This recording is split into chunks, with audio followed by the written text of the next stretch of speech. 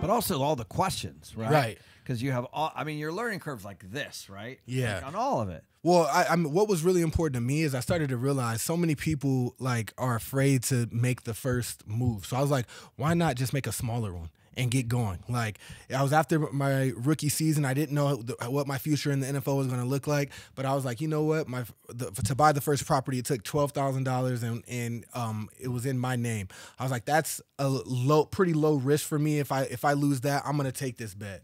And then once I did the first syndication, it was $50,000. I'm going to be pissed if I lose this money, Yeah, of course. but I can take this bet. And if I didn't do that, I don't think I would have the portfolio I did. So for everybody out there who is questioning whether they should get started or looking for bigger deals, if you're nervous and conservative, start small. Yep. and work your way up, and you can really start to build something special that way. It's a process, you know. Yeah. And I started the same way with a 2-bedroom, 2-bath, and you started the same way.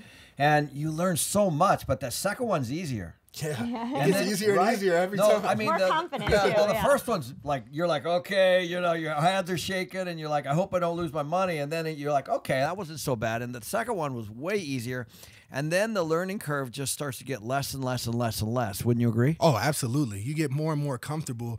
And I started out, I was, when I started buying my second batch in Ohio and Kansas City, I was buying them cash because I wanted a high cash flow.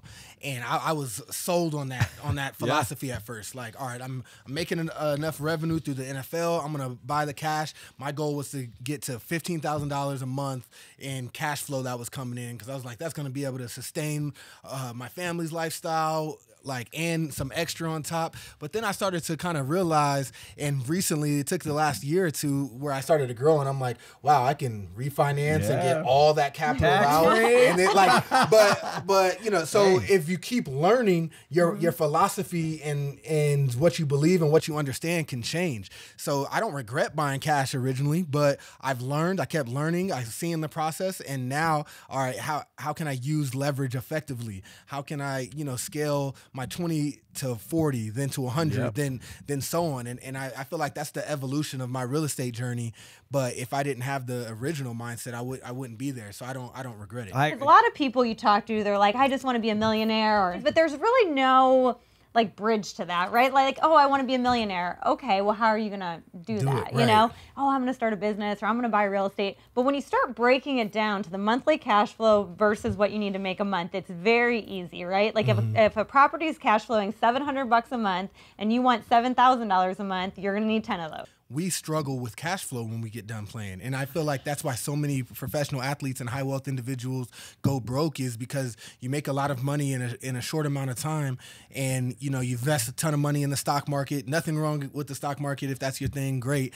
But my issue with it was, all right, where's my cash consistently going to come from? Because if I got all my money in the stock market, but I need, let's call it 15 grand a month to live, then how am I going to get it? So I got to draw it out consistently. I want to know that money's coming in like clockwork. So that it was like real estate just made sense for me to be able to get what my goal was monthly. And I think that's important whether you're a professional athlete or anyone.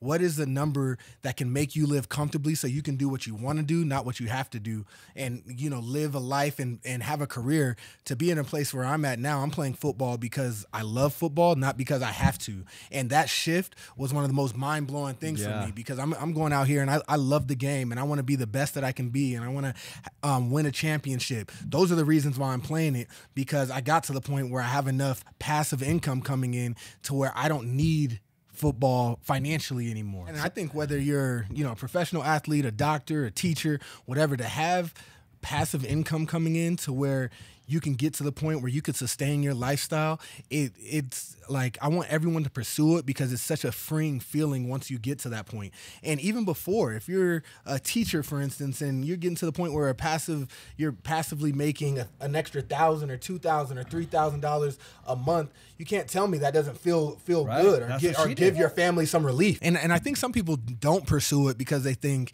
oh, I'm not going to be able to replace my income that way. Well, I want to start shifting. Get to the point where you're bringing in $1,000 extra a month. Then, you know, try to double that to 2, and then double that to 4.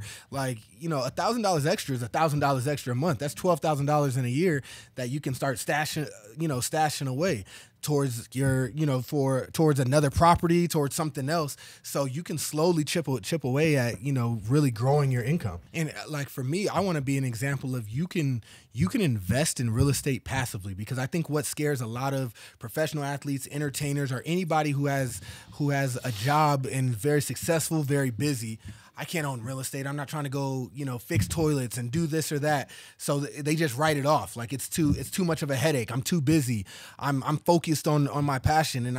And I want to be an example of, hey, I'm in my 9th year. I'm very passionate about football, and I have been it's been a huge part of my whole life, but I've still been able to passively invest in real estate and take care of my financial well-being for years to come. And you can do that in passive ways. And if you love it as you retire, that's a big thing for me is like, all right, how am I going to transition from so many syndications to more of my own stuff once I retire? I'm starting to think about those kind of things now. But if you love it, you can think about that. If not, then keep just growing it passively, and it could stay that way forever. If you love what you do, if you're a doctor and you love that, or a professional athlete, and when you do retire, you never want to worry about cleaning toilets or buying properties. Well, you can still do it passively, and I think that's really important for people to understand. I agree. Yeah, and I have another question too. Everyone keeps talking about a market crash, right? Like everyone is like waiting for it, stressed about it, whatever. Are you stressed about the real estate market crashing and your properties losing value?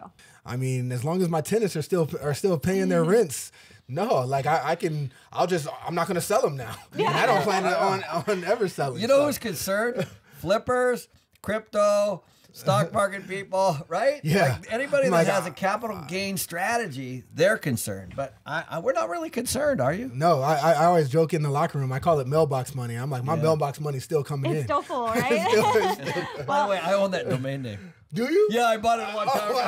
That's awesome. Mailboxmoney.com. I say mailbox money all the time, so that's awesome. No, I think that's interesting. And we were looking at charts this morning on our live on YouTube on Mondays, and in 2008, the rental market, the housing market crashed, but the rental market stayed stagnant, and then went up in 2010, like straight up all the way till now. So even in the worst financial crisis we've had in a long time, since the 20s. Yeah, since the 20s, rent did not go down generally. And one thing I'll say is, do not buy assets that aren't cash flowing. Bingo. Like I'm seeing, my wife is a realtor now, and she's been sending me properties, and I've been underwriting them and stuff, and I'm seeing stuff that isn't cash flowing, or it's only a 1 or 2% cash on cash return, and I'm like, and Next. people are accepting these deals and overpaying for this. If it's going to be your home, I can understand, but if you're buying this as an investment, so I would say,